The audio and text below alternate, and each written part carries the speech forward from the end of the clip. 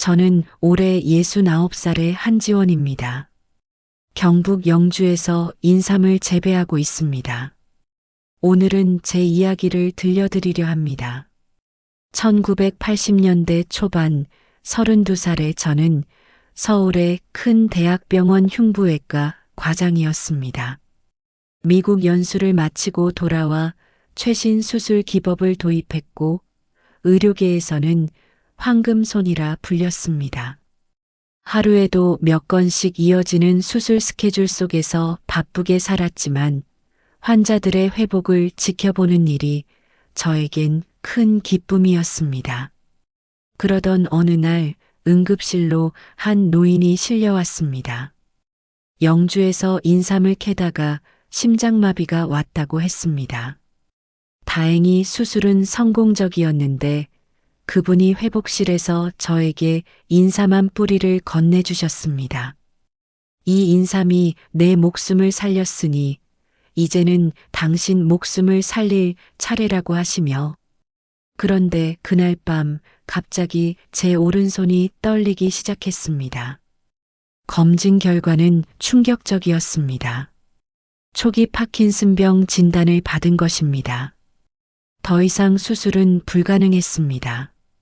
절망 속에서 그 노인분의 말씀이 떠올랐고 저는 충동적으로 영주행 기차에 몸을 실었습니다. 하지만 인삼 농사는 제가 생각한 것과는 전혀 달랐습니다. 마을 이장 윤만섭은 의사 선생이 무슨 인삼을 캔다고 하며 비웃었고 첫해 심은 인삼은 모두 썩어버렸습니다. 특히 최고의 인삼 농부로 불리던 김영식은 의사가 인삼을 어떻게 알겠나 하며 저를 무시했습니다. 그날 밤 실패한 인삼밭을 바라보며 처음으로 수술실이 그리워졌습니다. 하지만 이상하게도 떨리던 손은 인삼을 다룰 때만은 멈추어 있었습니다. 저는 실패의 원인을 찾기 시작했습니다. 의사로서의 습관이었을까요? 마치 환자의 병인을 찾듯 토양 샘플을 채취해 분석하기 시작했습니다. 현미경으로 흙을 관찰하고 농업기술센터에 의뢰해 성분 검사도 했습니다. 그 과정에서 특이한 점을 발견했습니다. 우리 마을 토양은 다른 인삼 산지와 달리 산성도가 높았습니다. 마치 환자의 혈액 검사에서 이상 수치를 발견한 것처럼 문제의 핵심을 찾은 것입니다. 하지만 이런 제 분석을 마을 사람들은 쓸데없는 짓이라며 무시했습니다. 저는 의료 논문을 찾아보듯 농업 관련 연구 자료들을 찾아보기 시작했습니다. 일본의 한 논문에서 토양 산성도 조절에 관한 해결책을 발견했고 이를 시도해 보기로 했습니다. 의사 시절 새로운 수술 기법을 도입할 때처럼 신중하게 준비했습니다. 그러던 어느 날 김영식의 손자가 고열로 쓰러졌습니다. 시골 의원이 문을 닫은 늦은 밤이었는데 저는 본능적으로 의사로서의 경험을 살려 응급처치를 했습니다. 다행히 아이의 상태는 금방 호전되었고 그 일을 계기로 김영식의 태도가 조금씩 변하기 시작했습니다. 김영식은 처음으로 제 이야기에 귀를 기울였고 토양 개선 방법을 시도해 보는 것을 허락했습니다. 의사 선생이 환자를 보는 눈으로 인삼을 본다는 게 무슨 뜻인지 이제야 알겠네라고 말씀하셨습니다. 그렇게 새로운 희망이 시작되었습니다. 인삼에 대한 관심이 깊어질수록 더 체계적인 공부가 필요하다고 느꼈습니다. 의학 논문을 찾아보듯 인삼 관련 연구들을 모두 찾아보았습니다. 특히 인삼의 양리작용에 관한 논문들이 제 눈길을 사로잡았습니다. 의사로서의 지식이 오히려 큰 도움이 되었습니다. 경북대학교 농업대학원에 등록했습니다. 주말마다 대구를 오가는 길은 힘들었지만 환자 차트를 보듯 꼼꼼하게 수업 내용을 정리했습니다. 교수님들은 제가 의학적 관점에서 인삼을 연구하는 것에 큰 관심을 보이셨고 새로운 연구 과제도 제안해 주셨습니다. 특히 인삼의 약효 성분과 토양 환경의 상관관계에 대한 연구는 흥미로웠습니다. 혈액 검사 결과를 분석하듯 토양 성분을 분석하고 CT 스캔을 보듯 인삼의 내부 구조를 관찰했습니다. 의학과 농업을 접목한 새로운 시도였습니다. 그러던 중 뜻밖의 발견을 했습니다. 인삼의 사포닌 함량이 토양의 미네랄 구성과 밀접한 관계가 있다는 사실을 알아낸 것입니다. 이는 우연히 환자의 특이 증상을 발견하듯 소중한 발견이었습니다. 김영식은 제 연구 결과에 깊은 관심을 보였습니다. 이제야 알겠네. 자네가 왜 그렇게 토양 검사에 집착했는지라며 자신의 오랜 경험과 제 연구 결과를 접목해 보자고 제안했습니다. 그렇게 저는 전통적 농사 방식과 현대의학의 만남을 시도하게 되었습니다. 실험은 성공적이었습니다. 토양의 미네랄 균형을 맞추자 인삼의 생존율이 크게 높아졌고 사포닌 함량도 증가했습니다. 무엇보다 놀라운 것은 파킨슨병으로 떨리던 제 손이 인삼밭에서 일할 때면 더욱 안정되어 갔다는 점입니다. 이 변화를 의학적으로 설명하고 싶었습니다. 농업대학원 교수님의 도움을 받아 인삼 성분이 신경계에 미치는 영향을 연구하기 시작했습니다. 의사였던 제 경험이 새로운 연구의 토대가 되었습니다. 연구 과정에서 우리 지역 인삼의 특별한 성분을 발견했습니다. 일반 인삼에서는 찾아보기 힘든 특이 사포닌이 검출된 것입니다. 이는 이 지역 토양의 독특한 미네랄 구성 때문이었습니다. 마치 희귀 질환을 발견했을 때처럼 가슴이 뛰었습니다. 김영식은 제 연구 결과에 감탄했습니다. 평생 인삼을 키웠지만 이런 건 몰랐네. 그의 말에 제 눈에서는 눈물이 흘렀습니다. 의사로서의 경험이 새로운 가치를 만들어내고 있다는 사실에 감격했기 때문입니다. 이 발견은 우리 마을 전체에 큰 변화를 가져왔습니다. 다른 농부들도 하나둘 새로운 재배 방식에 관심을 보였고 젊은이들은 제게 인삼 재배법을 배우러 찾아왔습니다. 수술실에서 느꼈던 것과 같은 설렘이 다시 제 가슴속에서 자라나기 시작했습니다. 어느 날 한 제약회사에서 연락이 왔습니다. 제가 발견한 특이 사포닌에 관심이 있다는 것이었습니다. 임상실험 결과 이 성분이 파킨슨병 치료에 효과가 있을 수 있다는 가능성을 발견했다고 했습니다. 저는 다시 의사가운을 꺼내 입었습니다. 이번에는 인삼 농부이자 의사로서 임상실험 설계에 참여하게 된 것입니다. 환자들에게 인삼 추출물을 처방하고 그 효과를 관찰하는 일은 마치 예전에 수술실에서 느꼈던 긴장감을 다시 느끼게 했습니다. 특히 파킨슨병 환자들의 반응은 놀라웠습니다. 물론 모든 환자에게 효과가 있진 않았지만 상당수의 환자들이 증상 완화를 경험했습니다. 제 손 떨림도 조금씩 나아졌습니다. 밭일을 할 때뿐만 아니라 평상시에도 떨림이 줄어든 것을 느낄 수 있었습니다.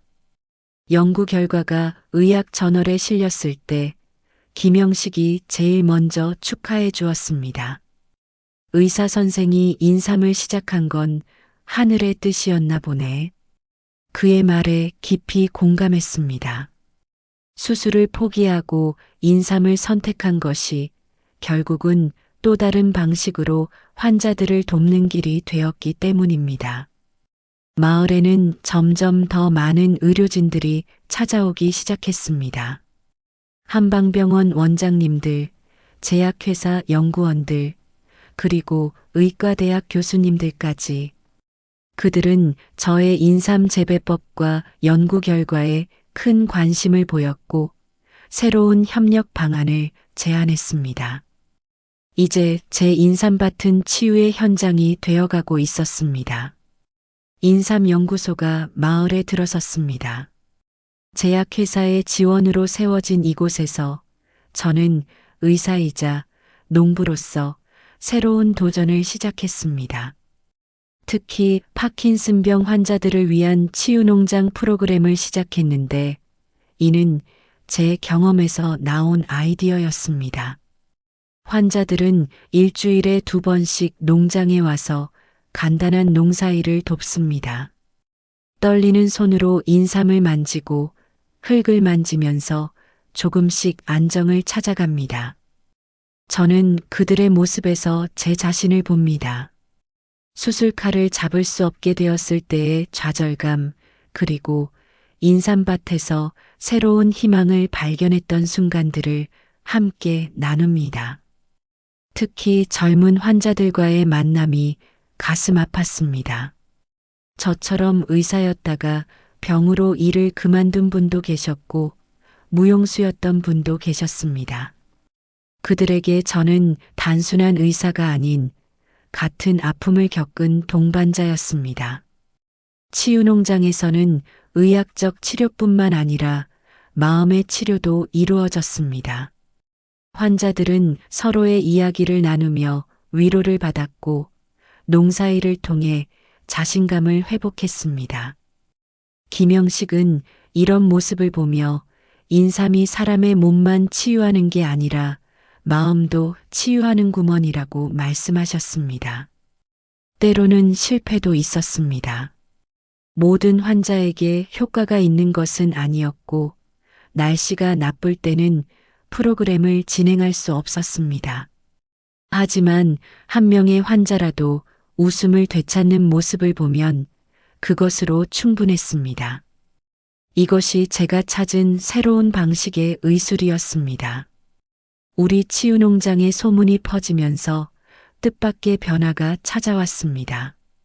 전국 각지에서 의사들이 찾아온 것입니다. 젊은 의대생들도 방학이면 농장으로 와서 봉사활동을 했고 은퇴한 의사들은 제2의 인생을 상담하러 왔습니다. 특히 같은 병을 앓고 있는 의사들의 방문이 많았습니다. 그들은 저처럼 직업을 잃은 상황에서 새로운 길을 찾고 있었습니다. 한 신경외과 의사는 수전증으로 더 이상 수술을 할 수 없게 되었다며 눈물을 보였고 정형외과 의사는 루게릭병 진단을 받고 절망에 빠져 있었습니다. 이들과 함께 새로운 프로젝트를 시작했습니다. 힐링팜 메디컬 네트워크라는 이름으로 각자의 전문 분야를 살린 치유농장을 만들어가기로 한 것입니다.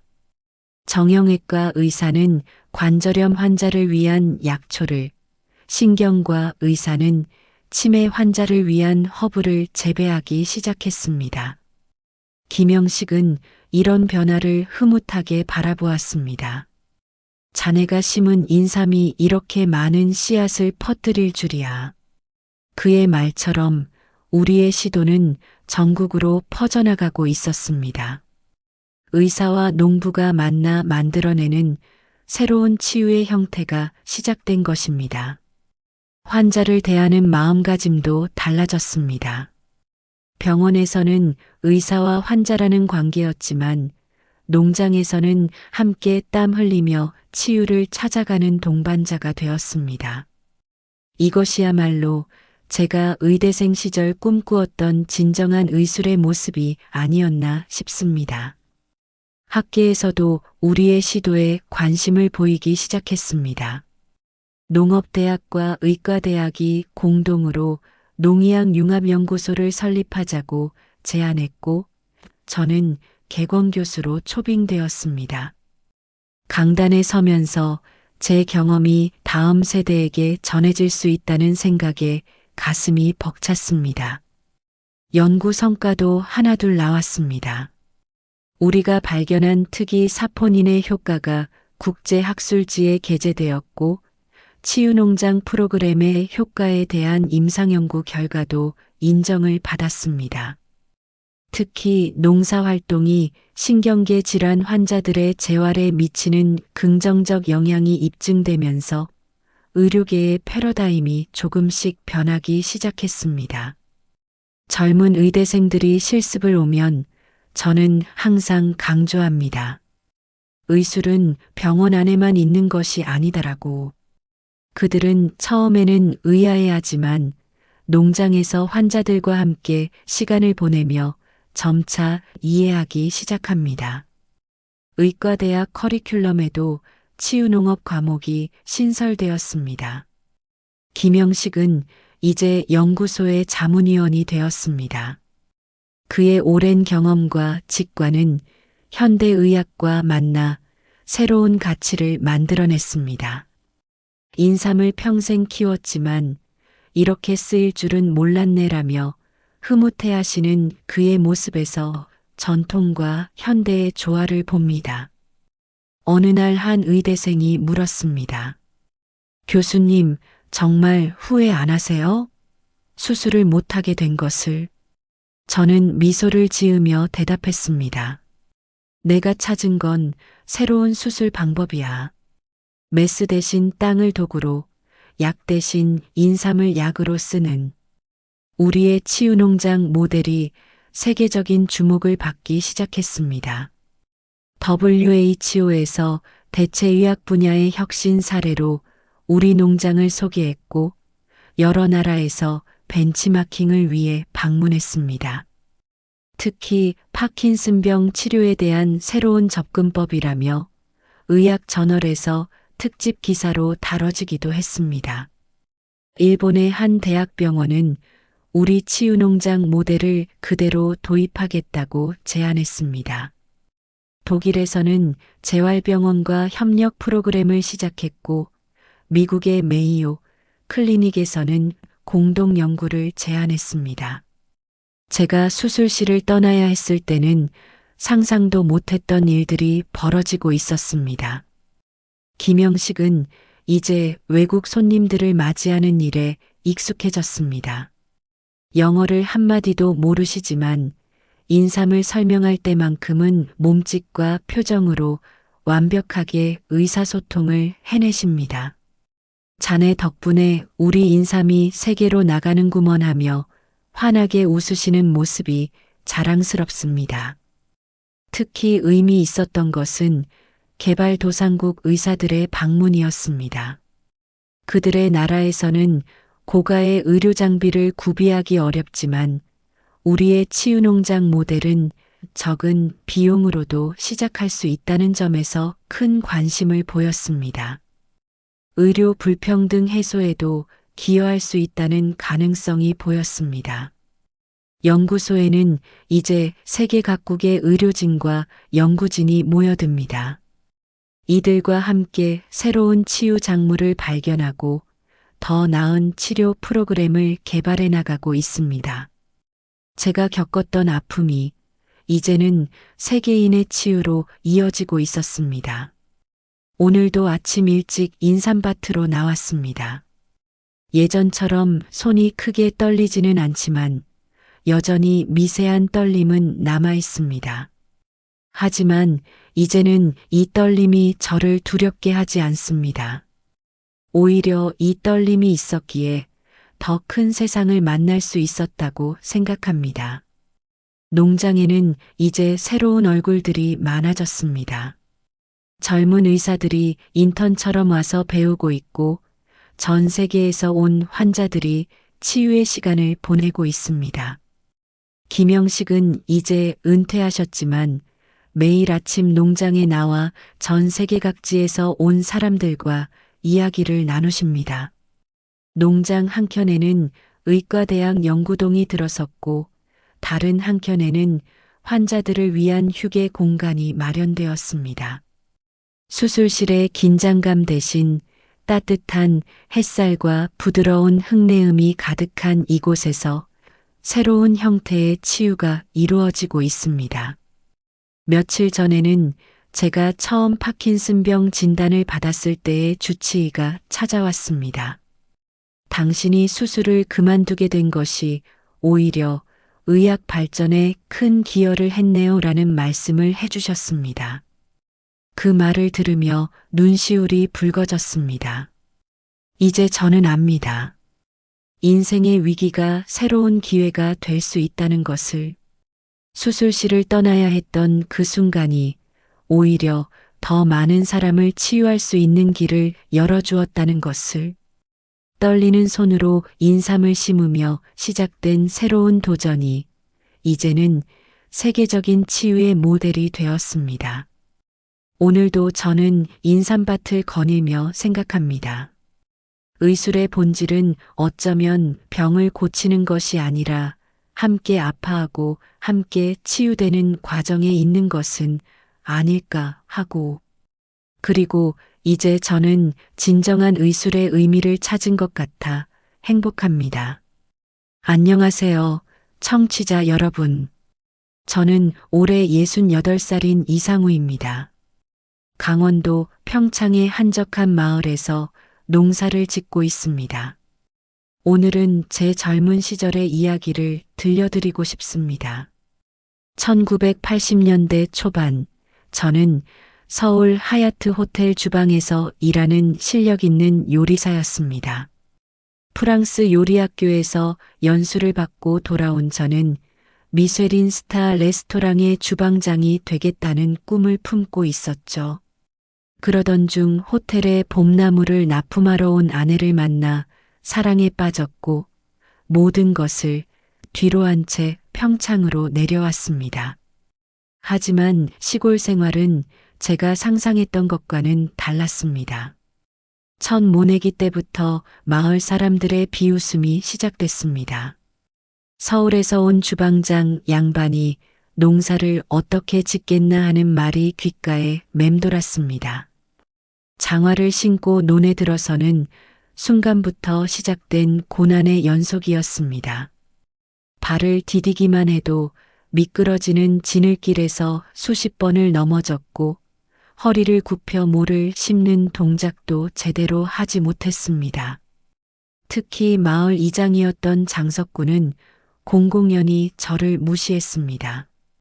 마을 회의 때마다 호텔 주방장이 뭘 안다고 하며 제 의견을 묵살했고 새로운 농사 기법을 제안하면 서울 양반은 잔머리만 굴린다며 일축했습니다. 유기농 농법을 시도해보자는 제안에는 농사는 땀으로 짓는 거지 머리로 짓는 게 아니야라며 면박을 주었습니다. 젊은 혈기에 저도 몇 번 따지려 했지만 아내의 만류로 참을 수밖에 없었습니다. 아내는 장석구가 마을에서 가장 영향력 있는 사람이라며 그의 비위를 건드리면 우리 가족이 마을에서 살아가기 힘들 거라고 했습니다. 저는 매일 밤 허리 통증에 잠 못 이루면서도 아내의 말을 따를 수밖에 없었습니다. 그해 여름 태풍 베라가 마을을 강타했습니다. 하루 종일 비가 쏟아지고 바람이 불어 논의 벼가 완전히 쓰러졌습니다. 처음 겪는 농촌의 태풍 피해 앞에서 저는 속수무책이었습니다. 허리가 아파 제대로 몸도 움직이지 못하는데 장석구는 마을 사람들 앞에서 역시 서울 양반은 안 된다며 저를 비웃었습니다. 다른 농가들은 서로 도와가며 피해 복구를 시작했지만 우리 노는 아무도 도와주지 않았습니다.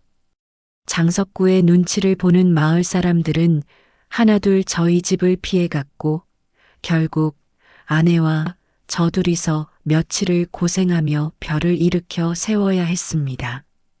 그날 밤 저는 아내 몰래 처음으로 서울로 돌아가고 싶다는 생각을 했습니다. 주방에서 요리하던 때가 그때의 칼질 소리가 바쁘게 돌아가던 주방의 열기가 그립기 시작했습니다. 하지만 임신 6개월째였던 아내의 배를 보며 저는 그 생각을 깊이 마음속에 묻어야만 했습니다. 농사일에 적응하기도 전에 아내가 첫째를 낳았습니다. 아들이었습니다. 기쁨도 잠시, 아내는 산후병으로 몇 달을 앓아누웠고 저는 홀로 농사일과 육아를 감당해야 했습니다. 호텔 주방에서 밤늦게까지 일하던 것보다 더 고된 나날이었습니다. 가을 수확철이 다가왔지만 첫해 농사는 처참했습니다. 태풍 피해로 벼 수확량은 예년의 절반도 되지 않았고 고추밭은 병충해로 망가졌습니다. 빚을 내서 산 트랙터 할부금은 연체되기 시작했고 아내의 병원비까지 겹쳐 점점 생활이 어려워졌습니다. 설상가상으로 그의 겨울은 유난히 추웠습니다. 비닐하우스에서 키우던 채소들이 모두 얼어 죽었고 난방비를 아끼려 장작을 패러 다녔지만 허리 통증은 점점 심해졌습니다. 아내의 병세는 차도가 없었고 아들은 밤마다 보챘습니다. 어느 날 밤 갑자기 아들이 고열로 아파했습니다. 한밤중에 아이를 안고 읍내 응급실로 달려갔지만 의사는 폐렴 증세라며 큰 병원으로 가보라 했습니다. 그날 밤 춘천까지 가는 길은 제 인생에서 가장 길고 무서운 시간이었습니다. 폭설이 내리는 산길을 달리면서 요리사의 꿈을 버리고 농부가 되기로 한 제 선택이 과연 옳았는지 처음으로 진지하게 고민했습니다. 춘천의 큰 병원에서 아들은 일주일간 입원 치료를 받았고 저는 병원비를 마련하기 위해 장석구에게 돈을 빌려야 했습니다. 그는 돈을 빌려주면서 서울 양반이 농사꾼 흉내나 내더니 결국 이 꼴이 구먼이라며 비아냥거렸습니다. 그 순간 저는 이를 악물었습니다. 반드시 성공한 농부가 되어 장석구의 입을 다물게 만들겠다고 다짐했습니다. 아들의 퇴원 후 저는 매일 밤 농업기술센터에서 가져온 책들을 읽기 시작했습니다. 요리사 시절 레시피를 연구하던 것처럼 농사 기술을 하나하나 공부했습니다. 특히 제가 알고 있는 요리 지식을 농사에 접목하려 노력했죠. 토양의 산도를 측정하는 것이 음식의 간을 맞추는 것과 비슷하다는 걸 깨달았습니다. 주방에서 식재료를 다루던 경험을 살려 특별한 시도를 했습니다. 프랑스 레스토랑에서 인기 있는 샐러드용 채소들을 시범 재배하기 시작했죠. 루꼴라, 엔다이브, 라디치오 같은 서양 채소들이었습니다. 겨울철 비닐하우스 온도 관리는 제가 알고 있는 식재료 보관법을 응용했습니다. 처음에는 실패의 연속이었습니다. 워낙 까다로운 채소들이라 우리나라 기후에 적응시키기가 쉽지 않았습니다. 하지만 포기하지 않고 계속 도전했습니다. 매일 새벽 비닐하우스 온도를 체크하고 밤마다 보온 덮개를 덮어주며 정성을 쏟았습니다. 드디어 첫 수확의 결실을 맺었을 때 저는 제 눈을 의심했습니다. 서울 특급 호텔에서 보던 것과 똑같은 품질의 채소가 제 손에서 자라난 것입니다. 이 채소들을 예전에 일하던 하얏트 호텔 주방장님께 보냈더니 품질이 뛰어나다며 계속 납품해달라는 연락이 왔습니다. 그렇게 시작된 특수 채소 재배는 제 농사의 전환점이 되었습니다. 다른 농가들이 일반 작물만 고집할 때 저는 고급 레스토랑에서 찾는 특별한 채소들을 키웠습니다. 수익성도 일반 작물보다 훨씬 좋았습니다. 서울의 고급 레스토랑들과 거래하면서 점차 소문이 나기 시작했고 특수 작물 재배 농가로 이름을 알리게 되었습니다. 하지만 이런 변화가 순탄치만은 않았습니다. 마을에서는 여전히 괜한 짓 한다며 수군거렸고 장석구는 잘 되나 두고 보자며 언제나 의심의 눈초리를 보냈습니다. 그래도 저는 제가 가진 지식과 경험을 믿고 한 걸음씩 나아갔습니다. 요리사의 경험이 오히려 농사에서 새로운 길을 열어준 것입니다. 수입이 조금씩 늘어나고 안정을 찾아가던 그때 예상치 못한 시련이 찾아왔습니다. 아내가 갑자기 쓰러진 것입니다. 의사는 뇌출혈이라 했고 수술이 필요하다고 했습니다. 그동안 모아둔 돈은 아들 학비로 써버린 뒤라 속수무책이었습니다. 급히 땅을 담보로 대출을 받아 수술비를 마련했습니다. 다행히 수술은 성공적이었지만 재활 치료가 필요했습니다. 매주 2번씩 춘천까지 재활 치료를 다녀야 했고 농사일은 저 혼자 감당해야 했습니다. 특수채소들은 더욱 세심한 관리가 필요한데 혼자서는 역부족이었습니다. 비닐하우스 6동을 관리하느라 하루에 3시간도 못 자는 날이 많았습니다. 새벽에 일어나 온도를 체크하고 낮에는 채소를 수확하고 포장해서 납품하고 저녁에는 아내 병간호를 하고 밤에는 다음 날 보낼 채소들을 선별했습니다. 그러다 얼마 지나지 않아 과로로 쓰러졌습니다. 의사는 당장 일을 멈추고 쉬어야 한다고 했지만 그럴 수는 없었습니다. 계약한 납품량을 맞추지 못하면 거래처를 잃을 것이고 그렇게 되면 대출금도 갚을 수 없을 터였습니다. 진통제로 버티며 일했지만 결국 실수가 생겼습니다. 품질 관리가 제대로 되지 않은 채소가 납품되어 큰 항의를 받았습니다. 절망적인 순간 뜻밖의 도움의 손길이 있었습니다. 예전 하얏트 호텔 시절 제가 가르쳤던 후배가 찾아온 것입니다. 그는 이제 유명 레스토랑의 오너 셰프가 되어 있었고 제 사정을 듣고는 주방 아르바이트생 2명을 보내주었습니다. 은퇴한 요리사들이었는데 꼼꼼한 성격 덕분에 채소 관리를 완벽하게 해주었습니다. 그들의 도움으로 농장은 다시 안정을 찾아갔고 저는 아내의 간호에 더 많은 시간을 쏟을 수 있었습니다. 장석구도 이런 모습을 보더니 조금씩 태도를 바꾸기 시작했습니다. 어느 날은 트랙터를 빌려주겠다며 먼저 찾아오기도 했습니다. 위기 속에서 오히려 새로운 희망이 자라나기 시작했습니다. 중학생이 된 아들은 저를 이해하지 못했습니다. 친구들의 아버지들처럼 멋진 양복을 입고 회사에 다니는 게 아니라 늘 흙 묻은 작업복 차림인 저를 부끄러워했습니다. 학교 참관 수업 날 고급 차를 타고 오는 다른 아버지들 사이에서 낡은 1톤 트럭을 몰고 온 저를 본 아들의 눈빛을 잊을 수가 없습니다.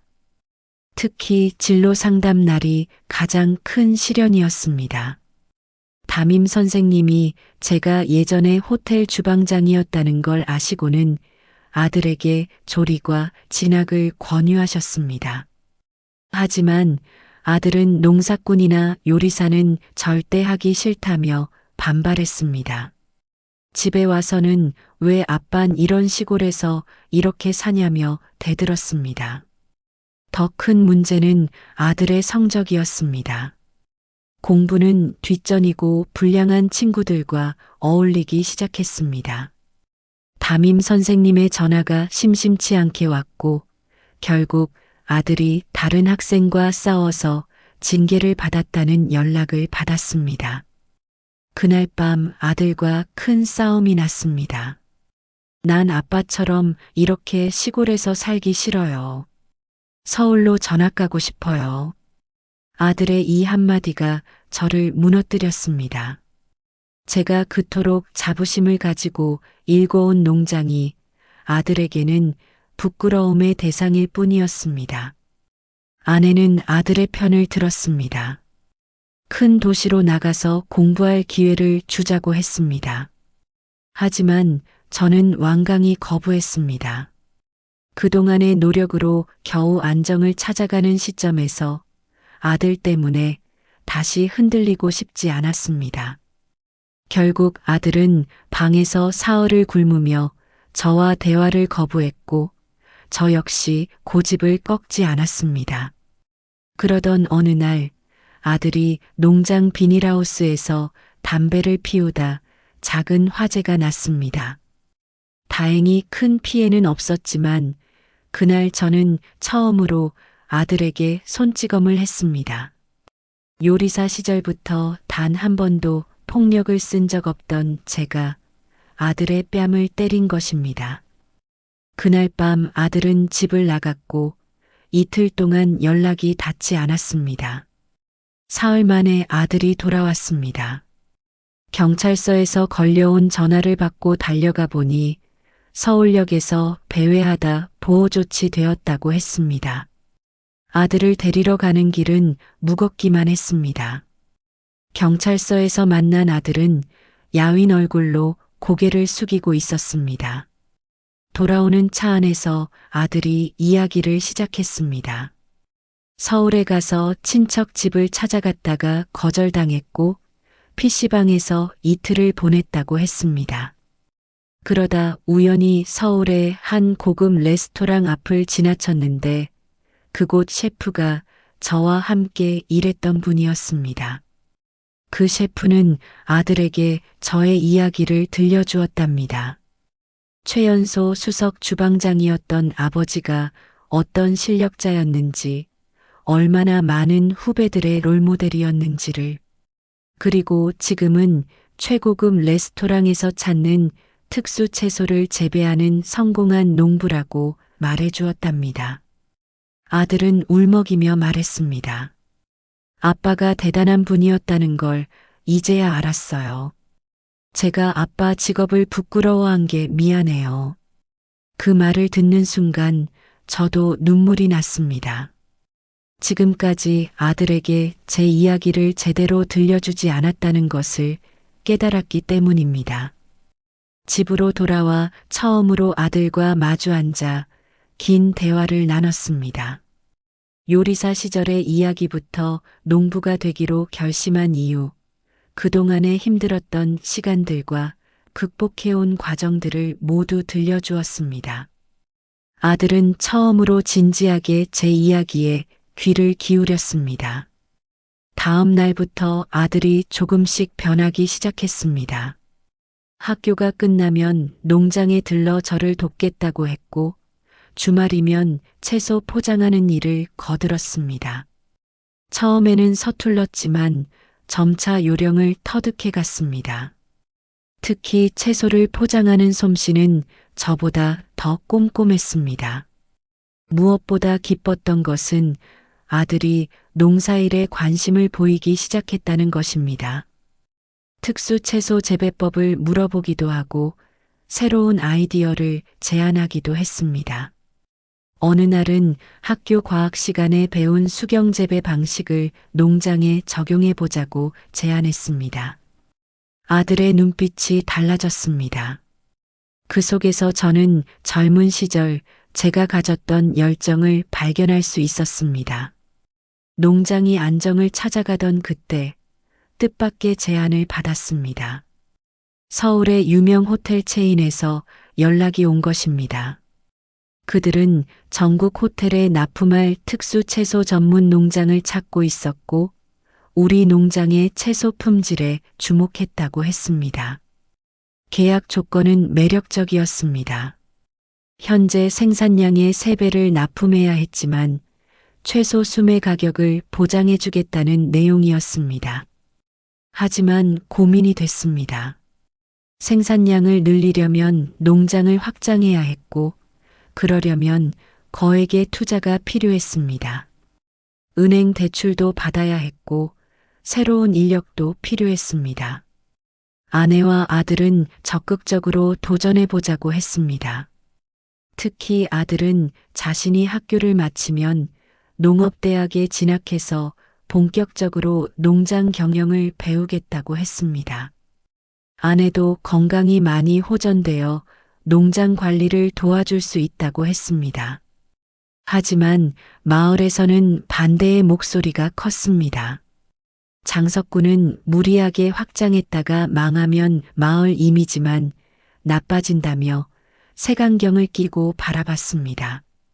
다른 주민들도 서울 사람들 말만 믿었다가 큰 코 다칠 것이라며 수군거렸습니다. 고민 끝에 저는 도전하기로 했습니다. 요리사 시절 배운 것이 있다면 품질과 신뢰만큼 중요한 것이 없다는 점이었습니다. 우리 농장의 채소 품질을 믿었고 그동안 쌓아온 신뢰가 있었습니다. 새로운 비닐하우스를 짓기 시작했습니다. 이번에는 최신 기술을 도입했습니다. 온도와 습도를 자동으로 조절하는 시스템을 설치했고 수경재배 시설도 갖췄습니다.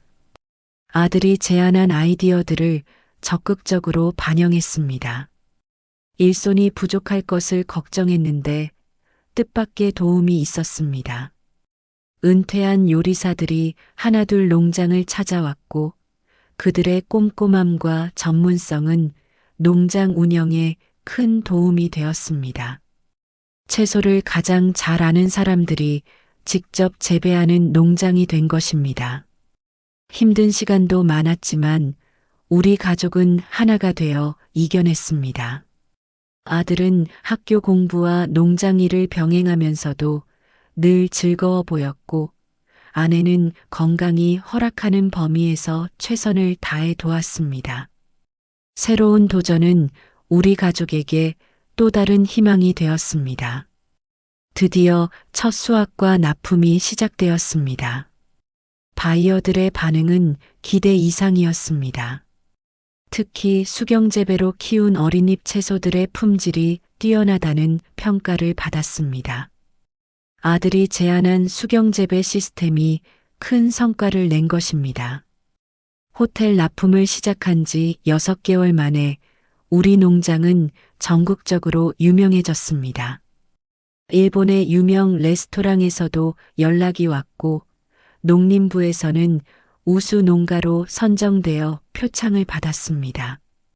농업 전문 잡지에서는 우리 농장을 미래형 스마트팜의 선구자로 소개했습니다. 장석구는 처음으로 제게 고개를 숙였습니다.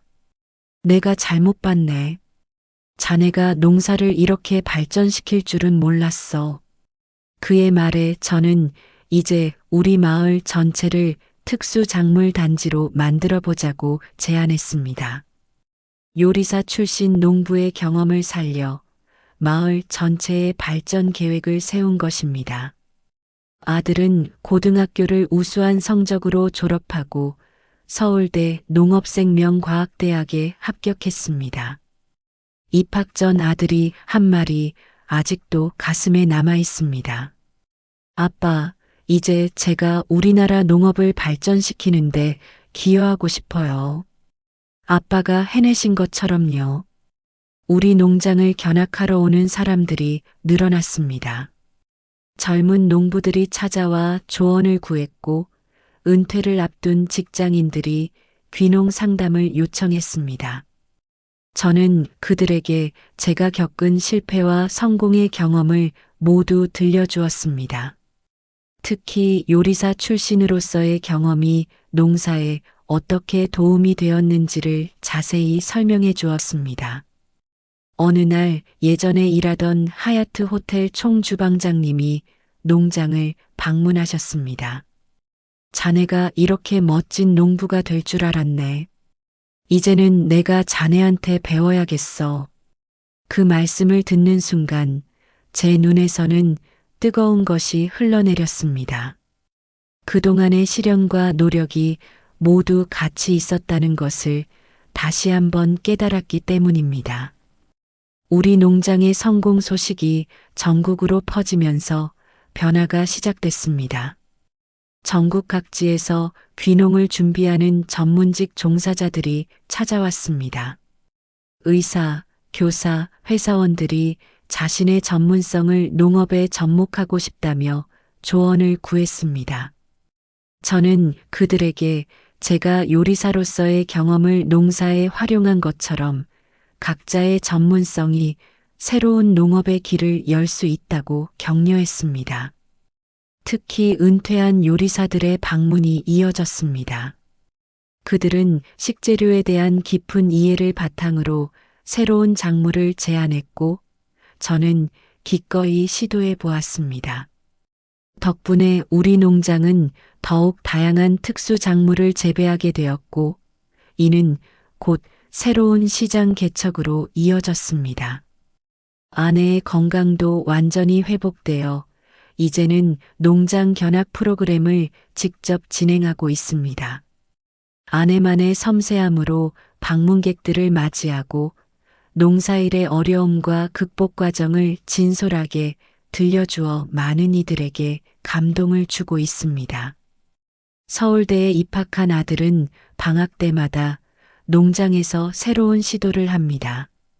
학교에서 배운 최신 농업 기술을 적용하고 해외 선진 농가의 사례를 연구해 우리 농장에 맞게 조정합니다.